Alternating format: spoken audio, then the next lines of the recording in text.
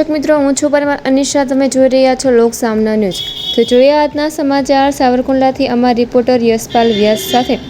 સાવરકુંડલાના Mahuva road સ્થિત શ્રી નિર્દોષાનંદ સરસ્વતી આશ્રમ ખાતે સોમવતી અમાસના પાવન અવસરે 24 કલાકીય અખંડ ઓમ નમઃ શિવાય મંત્રધૂન સંકીર્તનનું ભવ્ય આયોજન કરવામાં આવ્યું છે। સોમવારે સવારે શરૂ થયેલ આ ધાર્મિક કાર્યક્રમમાં મોટી સંખ્યામાં શિવ ભક્તો અને આશ્રમ પ્રેમીઓ જોડાયા હતા।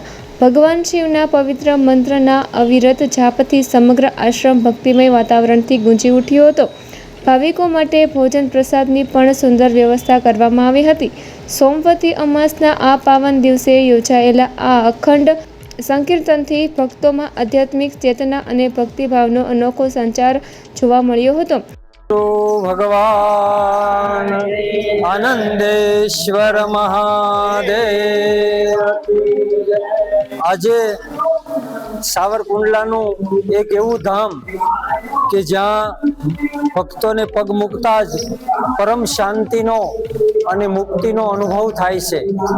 એવું ધામ કે જ્યાં પરમ વિરક્ત પ્રસન્ન વૈરાગી એક વિતરાગી સંત મહાપુરુષ સ્વામી શ્રી નિર્દોષાનંદ સરસ્વતીજી મહારાજની તપોભૂમિ કે જેમના નામની ટીંબી ધોળા મુકામે નિઃશુલ્ક હોસ્પિટલ ચાલી રહી છે, તેમના પ્રણેતા અને માનવ સેવા એ જ પ્રભુ સેવાના પ્રખર ઉપદેશક, જેમણે જીવન પર્યંત સંપૂર્ણ આસક્તિથી મુક્ત હતા, ધન અને સ્ત્રીના પૂર્ણ ત્યાગી હતા, ખરા અર્થમાં કનક કાંતાના ત્યાગી એવા સ્વામી શ્રી નિર્દોષાનંદ સરસ્વતી મહારાજ, તેમનું જે છેલ્લા સમયનું સાધનાનું ધામ છે તે સાવરકુંડલા સંન્યાસ આશ્રમ, ત્યાં આજે અધિક જેઠ વદ અમાસ સોમવતી અમાસના દિવસે એક સુંદર મજાનો અખંડ ઓમ નમઃ શિવાય મહામંત્ર ધૂનનો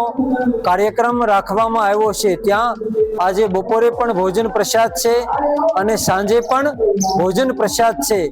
આપ જોવો છો તેમ ખૂબ ભાવથી ભાઈઓ બહેનો બધા ભગવાનના નામનું સ્મરણ કરી રહ્યા છે। તો ફરી મળીશું એક નવા સમાચાર સાથે। ત્યાં સુધી જોતા રહો લોક સામના ન્યૂઝ।